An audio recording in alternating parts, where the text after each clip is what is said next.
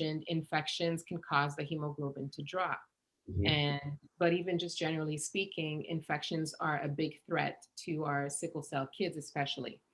Yeah. They end up in the emergency rooms, and then those, heavy antibiotics. And for a while, they're very weak. They're very prone to even more severe infections in the future. So how can they not only avoid but fight an infection in the moment? Like, what would be the action steps that you would recommend as soon as a baby, let's say, or a young child has a fever? What are the first steps that a parent should take? Yeah. The action steps for a fever, and is funny is um I'm old school and I'm very practical when I say this as well. Fever is designed to help your body fight infections, right? Mhm. So, and I'm very, very well aware of if you have too high of a fever, it can be an issue.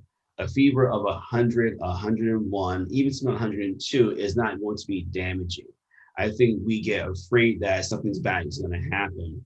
I Mhm. say realistically, because unless you take your child's temperature or your temperature on a daily basis every 5 to 6 hours, you don't really know when that fever really started.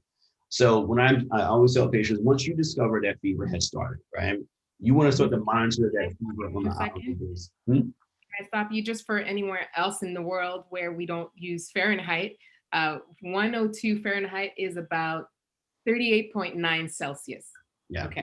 I'm sorry, and actually I had to figure my house. Wait a minute, so yeah, so if it goes high, I keep forgetting that. So if it goes high, I say on an hourly basis you monitor that fever. The reason Hmm. I want you to monitor on an hourly basis, I want to see that if it's going up or is it going down. Is it, like I say, is it spiking? Is it, weaning and waning, as we call it, going up and going down, going up and going down? Sort of monitor exactly what it's doing, but also make your child comfortable. Do not automatically run to give some Tylenol, some Motrin, whatever, to cut the fever.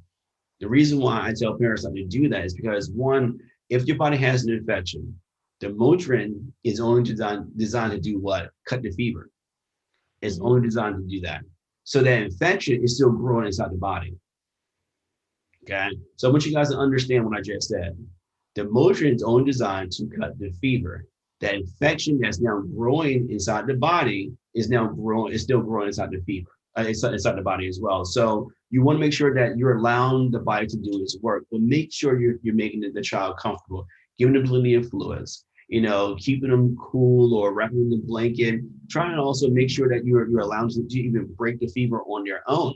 Yes, of course, if it spikes up over 102, definitely you can go to the emergency room. Of course, definitely don't try to do everything at home. What I'm saying is, do not run and give Motrin the first time you actually see that there is a fever. You don't want to do that. You want to give the child a chance to fight the fever. And even Yeah. you notice that I'm not saying, okay, well, so I'll give him herbs automatically. No, let the body do its job for about an hour or so. Once you discover that the body is actually going through something, see what the body is going to do.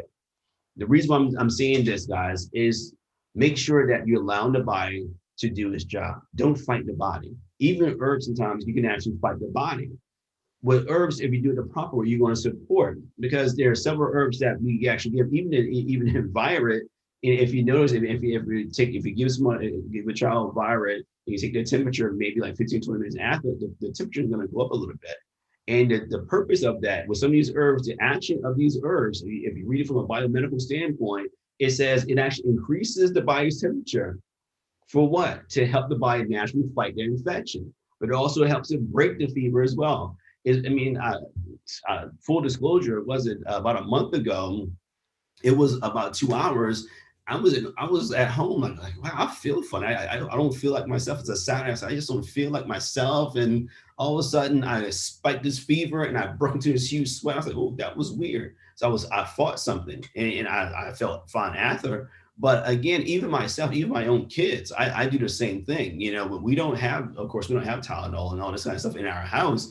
But it's like, don't rush to actually give things automatically, monitor, see what's really going on. And then I say, if you're going to do anything, get some ginger tea with some lemon and some honey. If the child's over 2 years old, these are the times I say you can have honey, some lemon, some ginger, have them sip on that a little bit. The ginger is going to soothe them, but also help their body temperature go up a little bit to help them break the fever, as well as going to also do what? Help fight any infections inside the body. If you have virus, give them that. If you have echinacea golden seal, give them that. Olive leaf, give them Vitamin that. C. Yeah. Yeah, huge amounts of vitamin C as well. And the reason why I say vitamin C at this point is actually good. If you give a high dose of vitamin C, I'm not saying, for a child, I'm not saying, oh, you just give it 500 milligrams. I say, no, give 1,000 milligrams of it. You want to give a higher dose of vitamin C to have as many antioxidants inside the body to allow the body to naturally fight and find that infection and naturally kill it as well. So Right. those are ways you can actually maintain a fever at home. First, you're going to monitor it. The second thing you're going to do is actually slowly start to give things to support the body, to actually build the body up for it to fight and do its proper job. If it goes over 102, of course, go to the emergency room, things of that sort. But at the same token, do not rush to give Motrin and all these things. So, oh, he has a fever, give Motrin. No, stop. Don't do that. Do not do that. Monitor for a couple of hours to see what's going to happen. Because, like in my case, I had it spiked probably over an hour. I didn't take any herbs at all. Okay, this is weird. I have a sweatshirt I put on, pair of sweatpants. I was in the house and like, okay, wow. And I mean, when I say I was sweating as if I ran a marathon, I was like, oh my gosh, okay, great. And it was just completely weird, Yeah. So great. Your I body felt fine the next day and came back to work on Monday, So it's one of those things where you got to make sure that you're doing the proper things without overreacting. I think we think fevers are, if you have a fever, you're going to die. No, that's not going to That's happen. what we've been taught. That's what we've been taught. I mean, that's one of the first things that I was told as a mom when, my daughter was born is that, oh, she has sickle cell. If she has a fever, bring her right away because it can turn into a nightmare real quick. Yeah. And it wasn't just the doctors telling me that, it was people, around me too, who had heard about sickle cell. They said if they have an infection, you can lose her. And so there is definitely this fear around fevers with sickle cell. And in a way, I would say it's granted because we have seen, go Of down course. south real quick. But Definitely. like you said, if we have that mentality up front, that education, that fever in itself is not a bad thing. Fever in itself, like you said, it's your natural way to, it's the body warming up to basically try and kill whatever foreign substance, whatever foreign entity, Yeah. organism is in your body. So it's actually a good reaction. A fever is a good thing. And Exactly. shutting it down quickly is almost teaching your body not to fight on its own, or teaching it that it's not doing the right thing. So Yeah. I've learned to not shut down fevers right away, but it's news to me that you have to wait at least maybe an hour and see if it goes down before you start supporting the body. Would you say that it's safe to say that at least vitamin C within the first 30 minutes of a fever is still all right? It's still okay, definitely, and that's one reason why I say you can get some ginger tea and things of that sort to help support.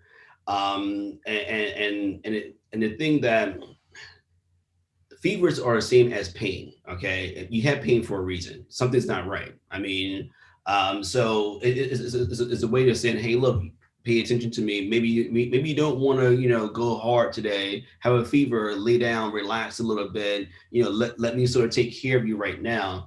But yeah, the biggest thing with sickle cell disease is if you have a fever, you have to rush to the hospital automatically to start you on these IV drips and all these other things. And usually there's a secondary or tertiary infection that happens along with that when you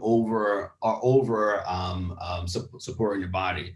When you give too many fluids, the body it can't really function. The biggest thing for me is always like, okay, you have a fever, I have to give you an antibiotic. If it's viral, that's not going to work. Sorry. I don't care who you are. I don't care, who's watching this video, please understand this. If you have a viral infection, antibiotic is not going to help you out. Your symptoms may change for a little bit, and next thing you know, it's going to usually get far worse. And the reason why I say about not giving anything to break the fever, is because of the fact that what's going to happen is you'll feel better for a little bit, but then now that cold or flu that was going to last for a day or so, you have it for a week or 2 weeks later. because the body's still trying to process it. And this is the pattern we've seen over and over and over and over again. Excuse me for stuttering, but this is the pattern that we've seen for a long time. Versus saying, hey, look, the body's supposed to only have a cold or a flu for 2 to 3 days. This is what the actual research have shown us over the last 60 plus years of me studying colds and flus. The average cold and flu should last no more than 2 to 7 days. Even if it's supported, even if it's unsupported, it should only last this amount of time. Over the last 25 years, do you know that the average cold and flu has been going on for 2 to 3 weeks now?